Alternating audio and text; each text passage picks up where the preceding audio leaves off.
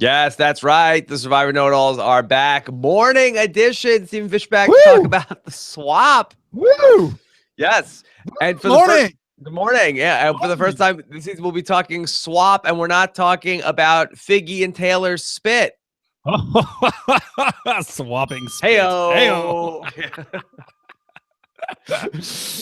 You know what? This was a good one. I feel like there's a lot of good stuff happened. A lot of really good strategy to talk about. This was a fun episode. I really like this one. Who doesn't love the swap, right? I certainly didn't see a swap coming at 16. I mean, I guess last week I saw it because it was previewed, but I like the idea of flipping to 3 tribes and giving that anchor tribe a little extra boost with an extra player. I think that's a good idea. Yeah, I think we all thought the swap was coming, but I think that we were blindsided just by the fact that it was going to be a swap to 3 tribes. So an interesting wrinkle here to go to 3 tribes at 16 in this game. The only thing that I got spoiled on this was on Survivor Reddit that they were posting about that the company that makes the buffs started to advertise that there was a 3rd buff that was coming out. Isn't the company called Buff? Yeah. Yeah. So if they could just get on the same page as the company that makes the buffs, this would have been a total blindside for us. This is what happens with Apple products. It's like someone who makes some peripheral will spoil there's a new MacBook computer case coming out. I guess that means there's a new MacBook coming out. Yep, that's how it went down in Silicon Valley, and then also in Millennial and Gen X land. So we're going to talk about everything going on. The Millenniums and Gen X. Yes. According to CC. Yeah. Yes. So we're going to talk through everything here on the special morning edition. Last night was the debate, so we didn't want to go head to head with. You had a funny tweet. About it. Yeah, I said if you're used to watching 2 blowhards talk over each other after Survivor, you're still in luck this week. It just won't be me and Steven. It's still funny. Thank you. Oh, Steven, you're so complimentary. Yeah, it's the morning. Normally we do this at bedtime. Oh, I didn't know that you were a morning person. I become a morning person as I gotten older. I was. I feel like in your 20s. No, like someone. Now that I'm an old man, it's like I want to get up and seize the day. Wow, look at you. All right. Yeah. So what a Gen Xer. Anyway, so we're hardworking Gen Xer, like that classic Gen X stereotype. Hardworking. Yes, classic hardworking Gen Xer, Stephen Fishbach. So we're going to take your questions, hashtag RHAP, and then we have a very busy day of podcasting still to come right after this. I'm going to go right into my exit interview with CC coming up here in just a little bit. Then also I'm going to be speaking with Steven's island spouse, Kimmy Kappenberg. Oh, hey, that'll be fun. That's a good one. Yes, we have to get her take on what she thought of Ty's chickens over these last years. We haven't heard from her. Oh, yeah. You got a lot of chicken talk. Yeah, why didn't Sia give her any money? Yeah, she was too early. It's like they say, being too early is the same. Again, another Silicon Valley aphorism. Being too early is the same thing as being wrong. Yeah. Why didn't Bjork come out and give Kimmy Kappenberg any money in 2001? Is that who it was? Wasn't it like NSYNC? Well, I don't know if NSYNC were real animal activists at that point. That's so rude. How dare you? Yeah, I have no idea. I don't know. So that's what's coming up. And then voicemails with Ali Lasher. Get your voicemails in. Send them into RHAPisawebsite.com/voicemail. And email questions for Kimmy. You got about 90 minutes to go before I get into talking to Kimmy. So Rob, Survivor@RHAPisawebsite.com. Yes. Rob, we're bearing the lead here. It's your birthday. Happy birthday. Yes. How old are you? I have to check my long form birth certificate and get back to you on that. Yeah. It's switched over to another digit. Is that it? You're like, yes. Gone well, good news for you, Stephen Fishbach. On famousbirthdays.com, you've moved up 1 peg in the famous 37-year-olds page. Yeah. Put it that way. Yeah. All right. It's outrageous that you're above me. That's outrageous. How many votes did you get for second chance? 0 votes. No votes, Rob. That's true. They said immediately upon my appearing on Survivor, they said he immediately needs a second chance. They didn't mull it over for 6 years.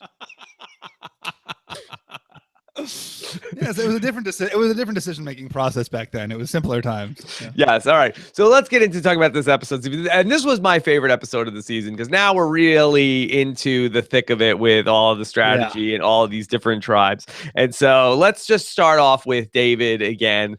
And first off, he was the person who was in an interesting spot there. He had the opportunity once again to play an idol to save an ally. Last week, he chose to do it.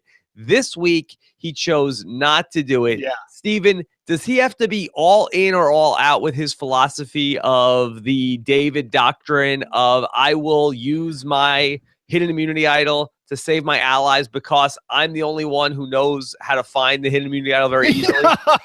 It is nice being the only person to know what to look for in terms of the hidden immunity idol. Like that's a huge advantage. At first when I first saw that, I was like, oh my gosh, like David plays his idol for someone who's not even his ally right before a swap, terrible play. And then after the swap, which is a much stronger play, right? Because you'll probably swap again, but you've a higher chance of making the merge. He doesn't play his idol to save the one person who is consistently on his side. Cece, she's voted with him every single time, and only person to vote with him last time. This episode, as soon as Michelle comes and kind of puts poison in her ear, she immediately goes back to David. Nevertheless, I still thought this was the right move, not playing the idol. I think, playing it last week, I think we chastised it. It was a real hot point. A lot of people debating back and forth on Twitter. Some people were saying it was a good move. They were wrong. Some people were saying a bad move, like us. We were right.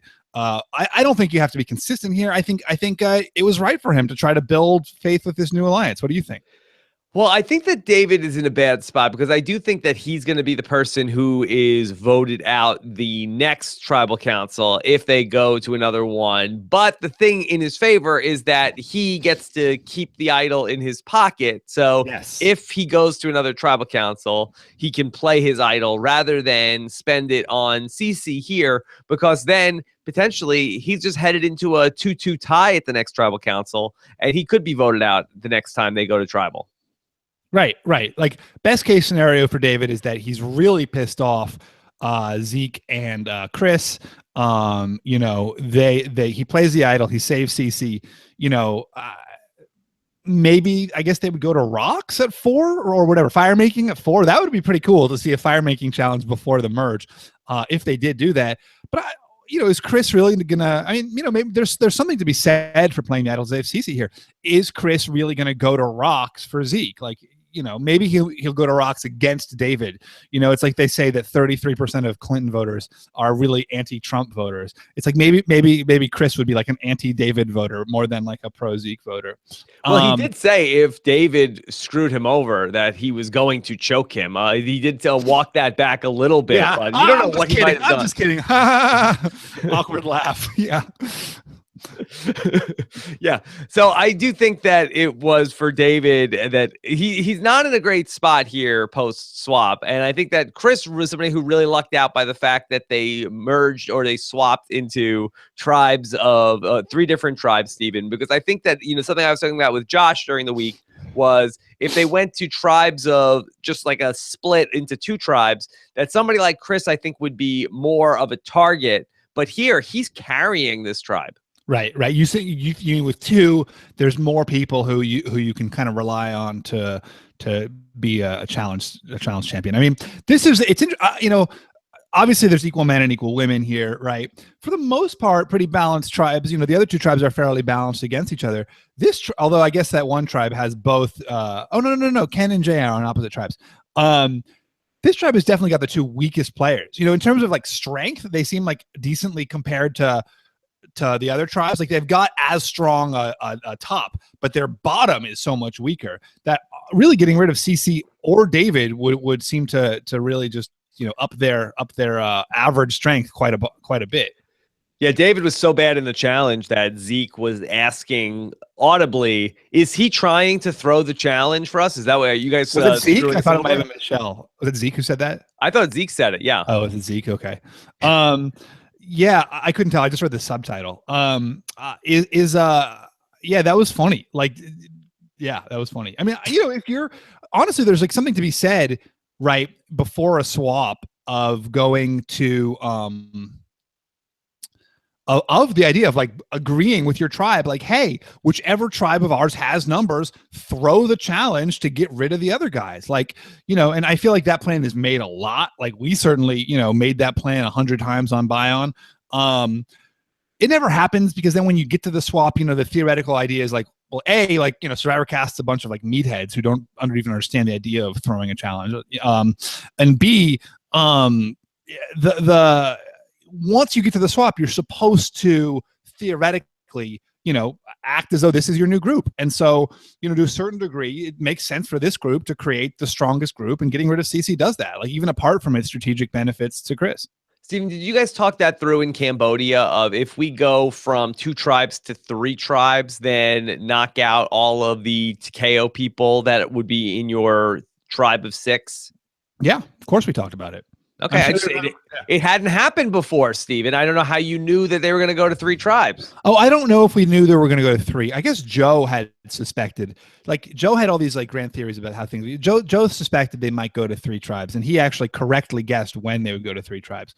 So we talk, you know, you run through every possible hypothesis, you know, you got nothing but time out there. You run through everything. Yeah, you know, I'm sure they had the conversation, like, let's throw it, whoever's got the numbers. But then when you get out there, you know, it's hard to actually, you know, commit to that. Let's talk it through from the perspective of Chris. Did you like his decision to immediately flip against Gen Xers? I did. I thought that was a good for a couple of reasons. You know, Chris is getting the fishy this week. I thought that was smart. First of all, he has no trust with David and CC, right? Like he and CC have voted against each other at every single tribal council, and he and David have voted against each other at 2 tribal councils. David, obviously, you know, shocking him at least 2 of those. You know, he and Zeke just are connecting, you know, and there's something to, you know, it's like that idea of jivingness that we've talked about. You know, when you connect with someone, like that's as important as like, hey, I hated you on my tribe for the last 2 weeks. You know, I guess we're stuck together. It's like, no, he and Zeke have like a natural bond that's like seems to be like legitimate. And I think you have to put a lot of faith in those bonds. And the other thing is, you know, as Chris said, like he needs a big alliance come the merge. You know, he is a huge dude, and Chris knows that at the merge he's going to be a big target. What did you think? Or do you also agree that good move for Chris? Yeah, I think so. I mean, just going back to last week's vote about how we thought it was a bad move for David, I think this is more fallout from that, where he ends up in a situation where him and Cece, that you made this big move to save Jessica. Great. Congratulations, you've saved Jessica. Right. Well, 1, now you ended up in a tribe swap situation where one of the people you really burned is with you. Maybe he sticks with David and CC if they did not do that. And 2, and we can explore this later, Jess is like, oh my God, Ken, I'm going to give you the legacy advantage. Thank you so much for what? Unbelievable. Ken, you saved me. What? No, he didn't. He voted against you. So Ken, what did David get from this? He spent so much capital in the game to buy what? Buy loyalty from Jessica, who's not even around anymore. Not in his tribe, not giving him the legacy advantage. I mean, yeah. I like the move for Chris because he had to do something. There is no Gen X tribe anymore. That there was basically like him and Brett were a 2. Maybe there was a 3. Sunday maybe with them. Yeah, that there was no big group of Gen Xers that he needed to stay loyal to. But what about Michelle? And we've talked about, we gave her a lot of accolades on the Mari vote, but I think that potentially we're seeing that this could be a hot take, Stephen. I think she is a flawed Survivor player. Well, I mean, everybody is. Why do you say that? I don't think that she has a lot of subtlety to her game. I think that where we were impressed in the vote where she got Hannah to flip at Tribal Council, even though that was the 7th vote, and we would say, okay, well, maybe she was worried about that. Just the fact that she was like calling out David at Tribal Council about how, you know, I would vote for David. It was just so blunt. Stephen, this week you were asked to do a podcast about if you were going to put together the traits of all different Survivor players into one person, and you tweeted out a picture of Kim Spradlin. Yeah. that Kim is so charming, and I think that's such a big part of the social game. And for Michelle, while I think that she demonstrates a lot of intelligence about playing the game, I do think that she is lacking in the charmingness of the winning people over and putting people at ease. I think that's right, and I do think that sort of is what the strongest players do. Is it's just they're charming. You want to work with them. And we haven't really seen that from Michelle. And I actually think that's a testament to how she's like the fourth in the tri-fourth. She's the tri-fourth. Where these three people have this really tight bond, and she's like also in that group because she kind of looks like them.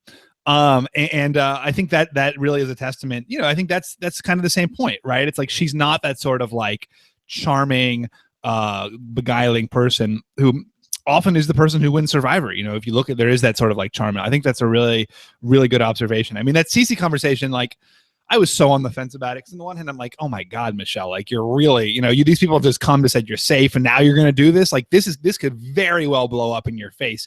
On the other hand, like, if you're Michelle, do you trust, it's you, if it's not Cece, do you trust them that much to not even like make the effort? Do you think she should have even approached Cece at all? I know you think that this was not the best way to do it, but do you think she should have done anything? No, I thought that this was fine. That I didn't think it was that bad. I thought she should go and feel that out. I was more, I'm trying to think of the right word. I just did not like how she handled tribal council. Like, I feel like that there's a way to say, like, who do you think should be voted out? Yeah. She could say sort of like, David, God love him. He's a good guy, but I don't know. Yeah. There's a way to sort of like soften that blow. And it was just very blunt, especially when you're not voting for David. I mean, she's voting for Cece at that tribal council. So I don't know if there's a play that she's trying to do to sort of like scramble the frequencies of trying to, get him to maybe waste his idol on himself or something like that. I just thought that was, there was no soft touch there. Yeah, no, that's a really good point. The tribal council remark was even worse in terms of just like how, and when she approached Cece, to be honest, she really went in with an aggressive pitch. It wasn't like, hey, I really like you. Maybe, what do you think if we did something together? That would be fun. It was really like, here are my list of reasons why David should be the target, and we got to go after him. And he's, I'll be with you. And it was like so aggressive. Yeah, no soft touch. I think that's a really good observation. Thank you, Stephen. Yeah.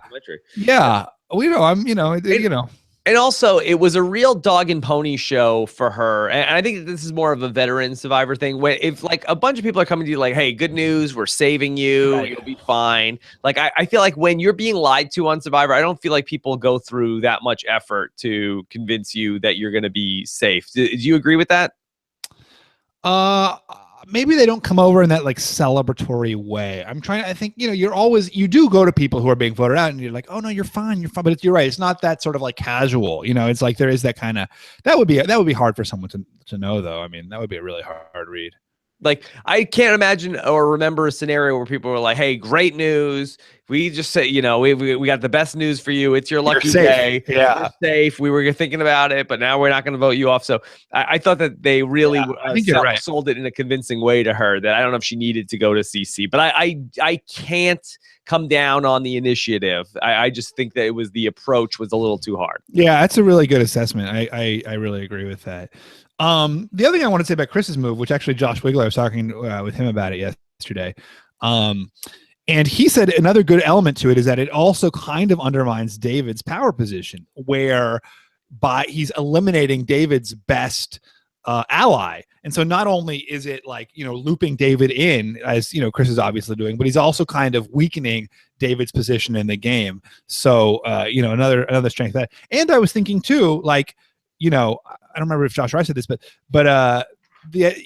by getting David to vote out his best ally, one of the things I think we talked about, that might have legitimized David's idol play was it really showed he's a good ally, right? Like he's going to go to bat for his alliance, and that's sort of what Jeremy's rub-off effect was in playing his idol for me, right? Like this is a guy who's going to be there for his allies. This week, David votes out his best ally. So like, maybe, it kind of like undoes that. It mitigates that. Yeah. Changes his table image a little bit. Yeah, exactly. I think it was really good. That said, I also thought David played this really well. I thought, I thought he did a really good job of coming around to Chris. I thought in terms of like everything he said at Tribal Council, in terms of all of his like, I really screwed up and I need to heal this relationship and this is my fault. He took a lot of ownership of that onto himself. I think he said all the right things. I think David did an amazing job this week. Yeah, I still don't think he made the right move last week, but hard to have a lot of qualms with what he did in this episode. And we know one thing, that unless he gets blindsided with an idol in his pocket, he's not going home at the next Tribal Council. So he's got 3 more days at the very least. Yeah. And, I love this. I love this Zeke Chris alliance. Yeah, no, that's very fun. That's very fun. I saw you tweeting that hasn't this been done before? The country guy and the kid from New York. Well, that was a quote of Chris's. Like, I'm a country boy and he's a New York kid. So, I mean, again, like, not my accents aren't the best. I just thought, I should make it about me. Okay, that's fair. That's fair. You're not even a millennial. Yeah. Okay, Stephen, let's touch in on some of these other tribes. And so, do you have a preference? Do you want to go to green or purple? Don't ask me to give you the names, right? I don't even remember the colors. There's the Ken and Adam tribe. Okay. Boy, Steven, I'm loving the Adam, Figgy, and Taylor tribe with Ken and Jessica. Yeah, that's a fun one. Adam, you know what to do. Yeah, I think Adam does know what to do. Yeah. Don't let us down. Don't let us down, Adam. Ken really lucked out on that tribe swap, like with Jessica, who's his best ally somehow now. Adam, who's totally simpatico with Ken, and then you have these 2 giant targets on the Millennials. Yeah, boy, Taylor is saying like, what does it care? What do we care? Let's just make out in front of everybody. I guess though everyone's gonna know anyway. You're not gonna be able to hide it. Yeah. Stephen, I want to do, this is my impression. I don't know if this is going to play on the podcast. Stephen, this is my impression of Taylor every moment of the day.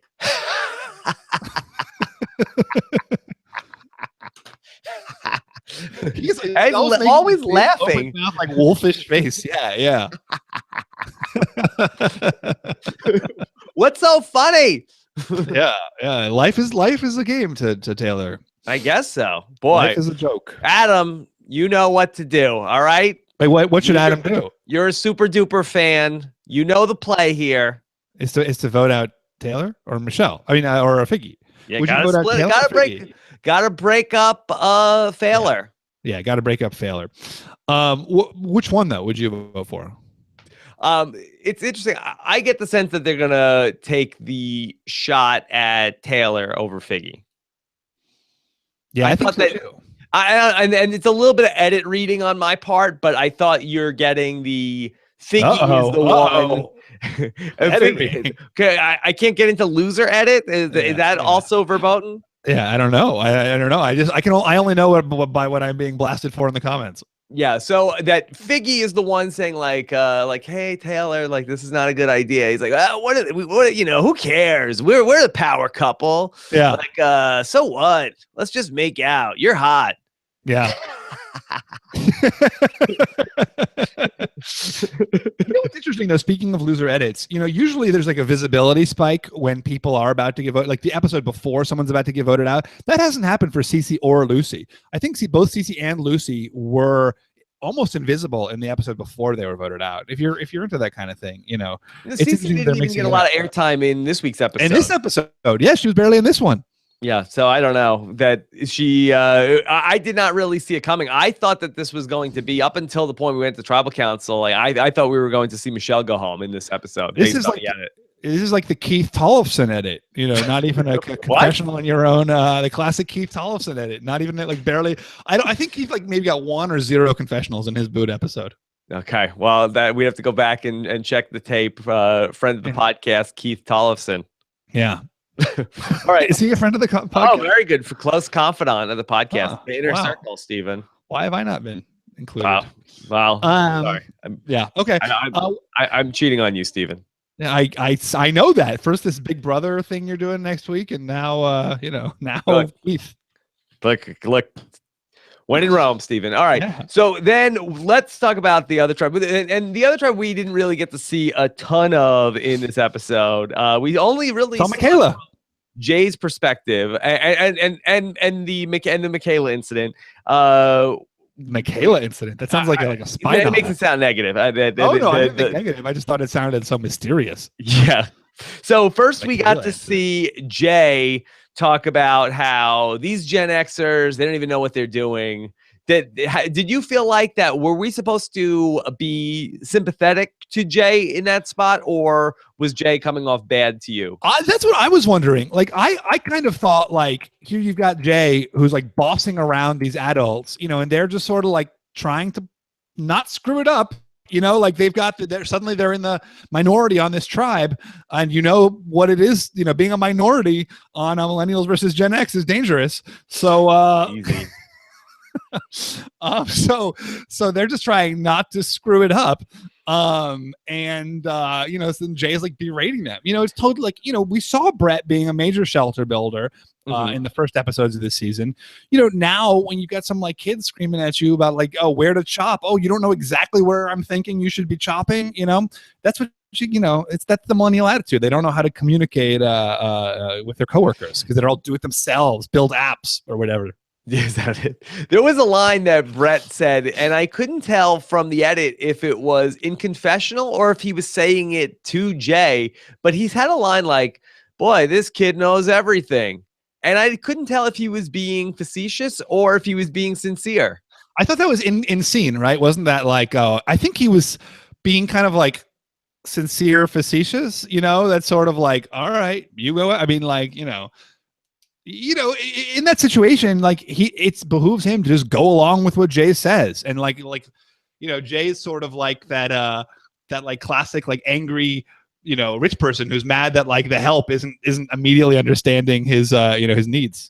The angry rich person. What is that like a lot of Downton Abbey going on? Yeah. Like, oh, how dare you, whatever. How dare you? Whatever. Yeah, we didn't really get to see a lot from Brett and Sunday's perspective in terms of what they thought of. I got the sense that they were sort of like, hey, let's just go with the flow and let's not upset the apple cart here where there's only two of us. But a lot from Michaela, Stephen. Michaela, what a great moment that was. I mean, Michaela is really a phenomenal job for Survivor casting, finding Michaela. Yeah, Michaela's great. I mean, totally, a beast in the challenges, and then, this really honest, emotional, incredible moment at camp where she's, so down.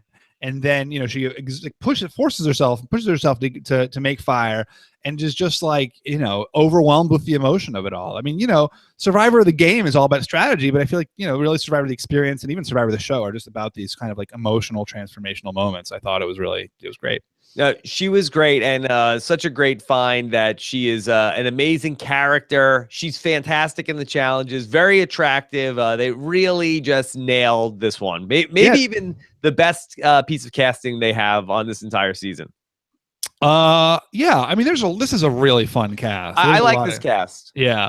But Michaela may be the best. I don't know. I mean, who else do we love? I mean, there's so many that we love. How do you choose? How do you choose among all the great? I mean, David's amazing. Zeke is amazing. But she's given us the best sound bites this season. Yeah, Michaela's also such a dynamo in the challenges and really has given a couple of really strong moments. Yeah. She's fantastic. Love the Michaela. All right. Stephen, anything else from this episode before we start to dive into some of these questions? I want to call out. I wrote about it in my blog, which is available now on people.com or my Twitter, which is not up yet on my Twitter. I haven't tweeted it yet, but I really thought Chris did an amazing job with the way that he approaches both Zeke and David. In both examples, he really goes up to these people and he's not like, he's in a power position here, but he really goes up and is like, with David, he could easily say like, hey, we're blindsiding Cece. Do you want in or out? But instead he's like, we need to really think this through and kind of plan our course together and decide together what we're going to do. Like he really makes it about we instead of about me. And I think we talk a lot about how that's, really the sign of a good Survivor player is that ability to kind of build those bonds just conversationally, saying like we are in this together. Does the exact same thing with Zeke, like, hey, A, he says like you're safe, which is what everybody wants to hear, and then B, he says, and let's plan something together. You know, it's not like you can go come with my plan. You know, I'm going to tell you what to do. And it may sound kind of obvious, but it's such a, you know, you see it all the time with people being like, here's what we're doing and you can come with it, you know, and it really is the people who say, you know, what are we going to do? Let's make this plan together, that are the ones who end up excelling in the game. And I thought Chris did such a fantastic job of that. Yeah, I think that Chris is a really strong player. I was nervous about his position. Really, Wiggler really started to put the fear of God into me that Chris was going to go home this week. But now you can't listen to Wiggler. Yeah. Well, I do think that there's something, Stephen, that to be said about this format where we go from 2 to 3. And probably back to 2. What's that? Oh, sorry. Go ahead. Where we go from 2 tribes to 3 tribes, that the people that like the strong alpha male players, like the merge boots, I think people start to get a little bit anxious and vote off these merge boots as we start to get closer to the merge. Right. But it's hard to lose those players when you go down to 3 tribes. Yeah. Yeah, you really are reliant on them, and there's nowhere to hide in a 3. I mean, if you've got 5 people in your tribe, it's not like you can think like, oh, I'll vote someone out, and like I've still got, you know, room to spare there. You know, you really are dependent on some of those people. On the other hand, you could intentional mot sing, you know, post swap intentional mot sing. So okay, never seen it done before. Yeah, we have to see how that plays out. All right, Stephen, my other question for you is: at the brand new Ikabula tribe, is there a hidden immunity idol in your estimation? Yeah. There is. Yeah, I would say so. There was one on Angkor. It was never found, but there was one. Yeah, there's definitely a hidden immunity idol on that tribe. Okay. So Sunday, Brett, Michaela, Hannah, Will, Jay. I'm trying to think. And none of them have the idol. None of them know what they're looking for. Yeah. I'm getting the feeling maybe nobody at Ikabula will find this idol. I think that's probably right. Yeah. I mean, I think it's likely they'll swap again, right? There's going to be another swap before the merge, I think. Well, no, there'll be a merge, Stephen. A merge and then a merge. Yeah, there'll be a first merge. Yeah, at some point, right? We'll go down to two tribes, right? Probably not next week when we're together. The week after the live show. 2 to 3 votes. Yeah. They only did 1 in Cambodia. Do you think they'll do more than 1 in a tribe of 2, or do you think that they'll potentially merge from the 3 tribes? Wait, no, we had more than 1 vote at 3. We had like 2. We had no, at 2. That when you guys went down to 2, two tribes for just 1 vote. We expected 2 votes. Yeah, it was just 1 vote. Poor Woo. Yeah, I hope they do 2. I think I like the extra moment of like, you know, how long are we going to be doing this for? You know, you really. I like the kind of having to see these tribes kind of assess like how much do I need to commit to this group versus how much am I just like, you know, stopping through here on my way to the merge. I do think it could potentially be interesting if a Survivor season decided to merge from 3 tribes. I think that'd be fun. Yeah, I think that'd be fun too. I think that'd make for a very crazy merge bump in a season. I think that would be really fun because, but the 3 to 2 though, I mean, the more you mix, like the more, you know, ultimately the more like cross loyalties people are going to have. And I think that's, you know, ultimately the goal here. Okay, let's keep going. Let's get into these questions, Stephen. Why don't we start off? Alex Kidwell behind the scenes pulling these questions. Josh Spalding. Hey, Robin, Stephen, if David had played the idol for CC, would it have been a dumber move than last week's play? I think it would have been a better move than last week's play. I mean, last week, you know, for reasons we discussed, and, you know, we don't need to keep harping on this. It was kind of a waste. I thought that, you know, I thought it would have been a stronger move in this position for David. Do you agree with that? I think that in both instances, he should not have played the idol. Yeah, I think that it would have been potentially a better move this week than to have done it last week. But last week was so bad. It was such a disaster, Stephen. Yeah. It was not good. Well, and he really got lucky because he really could have gone home next with that play. And look, it turns out to be no harm, no foul. He finds another idol. Yeah, he finds the idol almost immediately thereafter. Shades of Russell.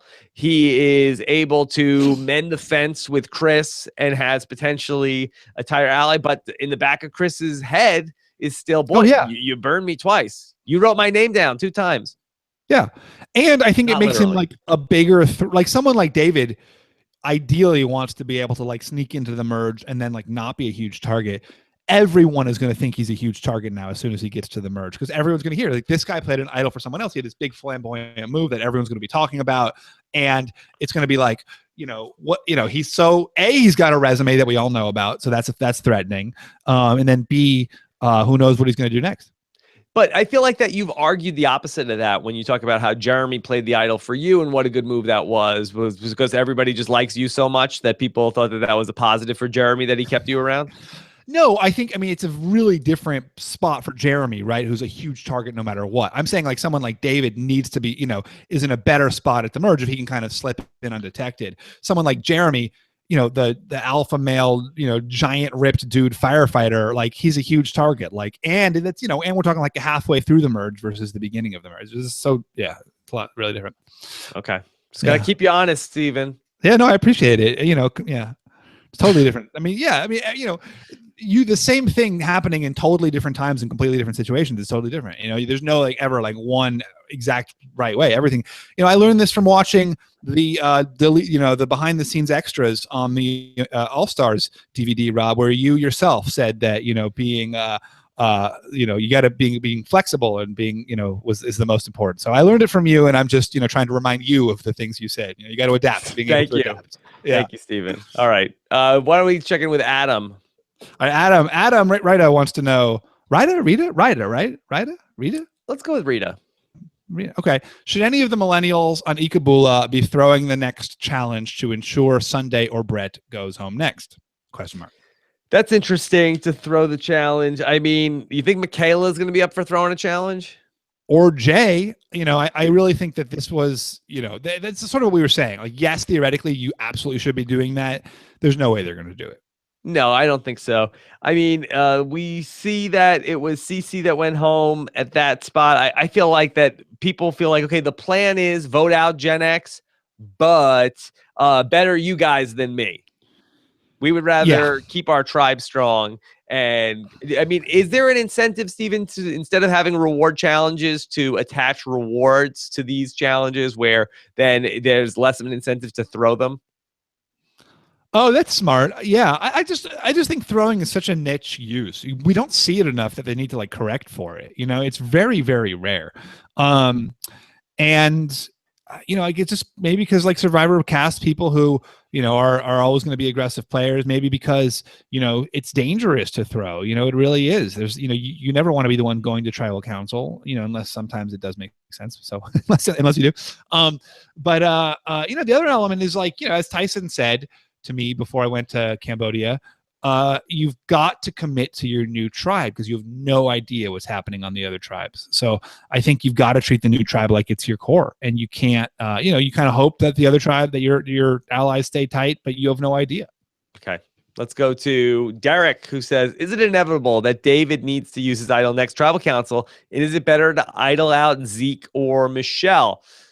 That's a good question. Is it inevitable, Stephen? And could potentially, I'm trying to think of what you could do there in that spot. So I don't think Chris has any loyalty to Michelle, and Zeke doesn't have any loyalty to Michelle. I think if you're David, you can maybe convince Chris and Zeke to target Michelle. 4 is a weird spot to have an idol in the mix because it's rare that we end up seeing a tribal council of 4 where you could play an idol. Usually at the final 4, the idol is already the past last time that you can use it. So you wouldn't really be able to split the votes where if it's Zeke and Michelle and Chris are together, it's not like, okay, let's put 2 votes on her. I guess you could say okay, all right, 3 of us are voting together as a Zeke. Why don't you put 1 vote on Michelle just in case? Yeah, right. What do you think about? But then you have to explain that to Michelle if David gets voted out. Of okay, well, we put 1 vote on you. That never goes over really well. That's only going to create some animosity. But unless you tell Christina Cha, she doesn't mind.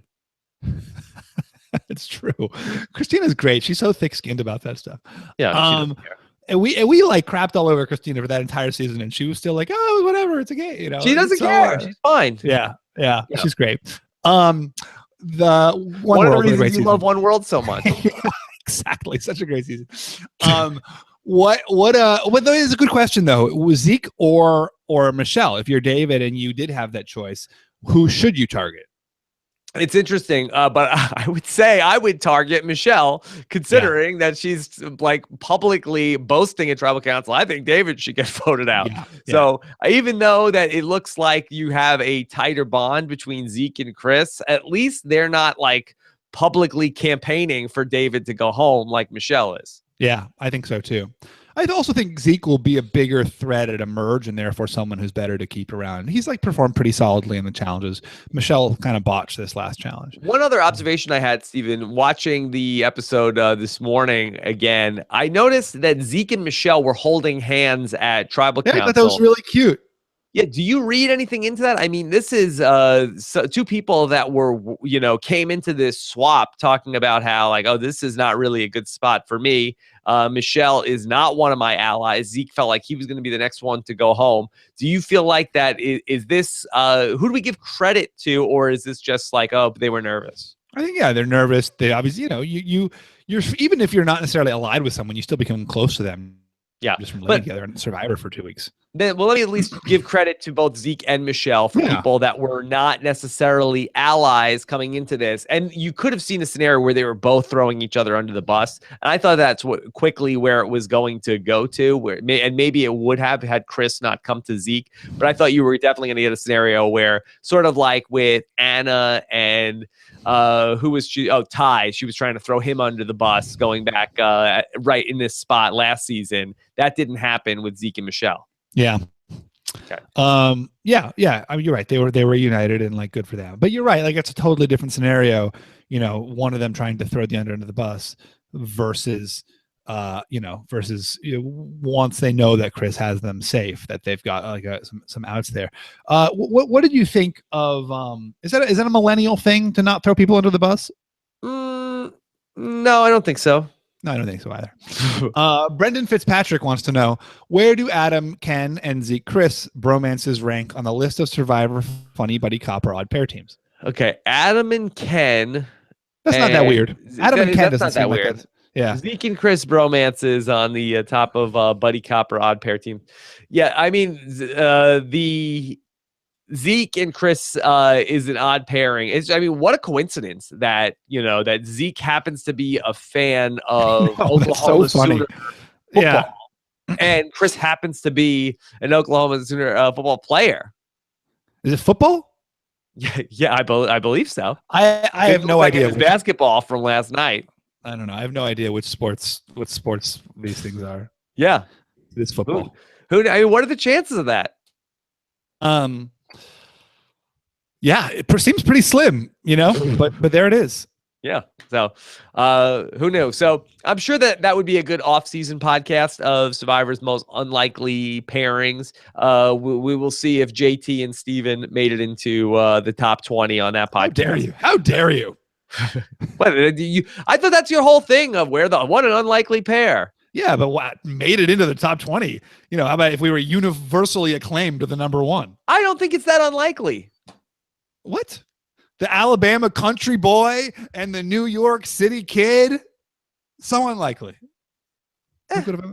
Well, now that everyone else is trying to jump on. Are you biased against people from very different lifestyles and worldviews? You just don't get it, Rob. This is why we'll never be a pair. We'll never be a pair, likely or unlikely. Christian wants to know, was it wise for Jessica to say to Ken that the advantage could be passed after elimination? Also, happy birthday, Rob. Yeah, I thought that was such an odd exchange. The whole thing from Jessica saying, "Oh, Ken, just so you know that now I have to like earn your trust back. I have a thing that if I got voted out, I was going to give it to you." I mean, my Survivor brain would be like, "Oh, I totally screwed up by not having you get voted out, because then I would have gotten that thing. I need to get you voted out next, so I get that thing that you have."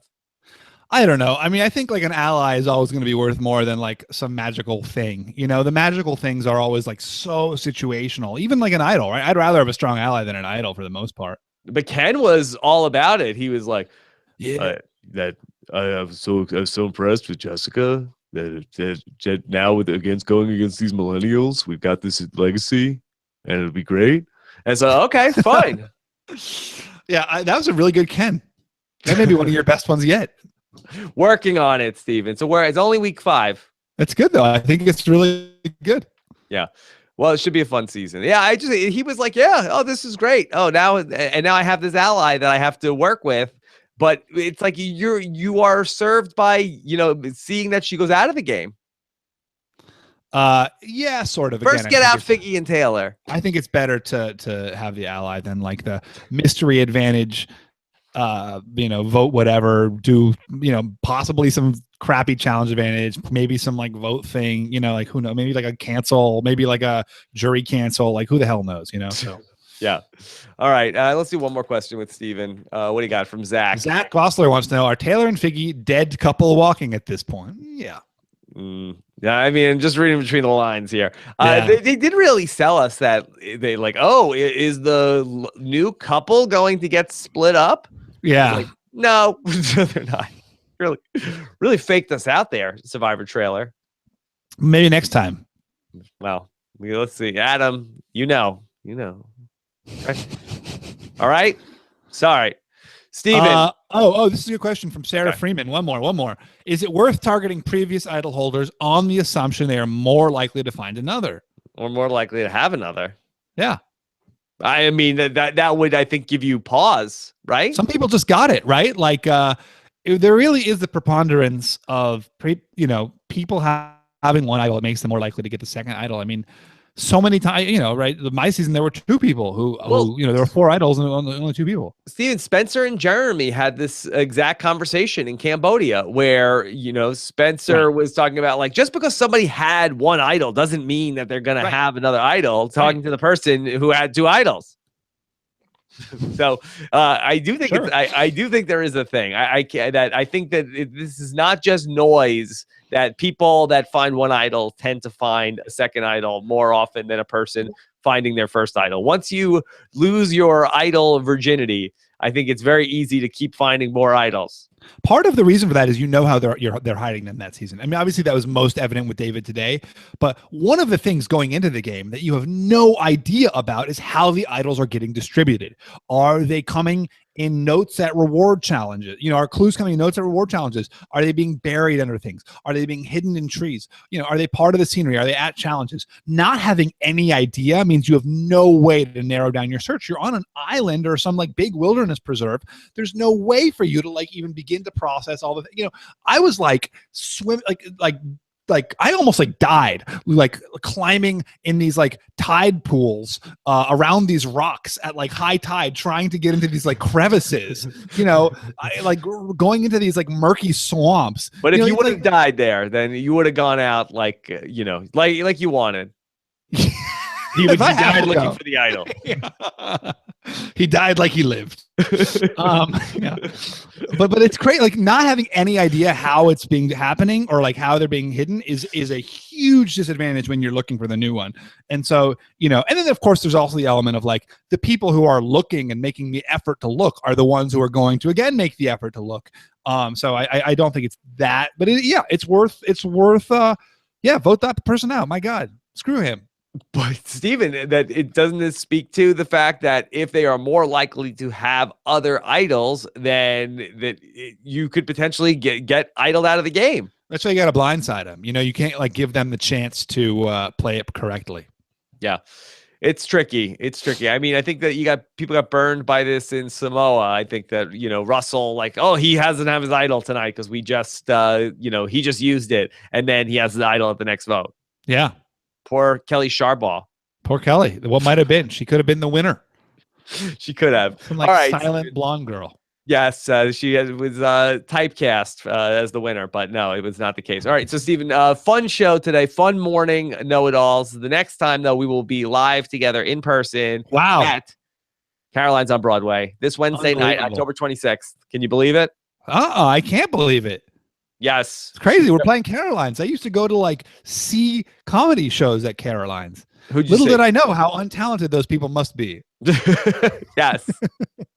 Yeah, we'll be there. Sold out show. You don't know who else is going to show up. Should be. I'm not. I don't mean to say Baylor and Missy are coming, but it's going to be a very fun night. No. It is your birthday. Don't they like fly in for your birthday? Well, no, they would show up at my house today. Oh wow, did they? Not yet. But it's only 8:59 a.m. Yeah. So who knows? The day is young. All right, Stephen. So very fun show today. You want to use the hashtag Tryforth? Tryforth. I like it. Tryforth.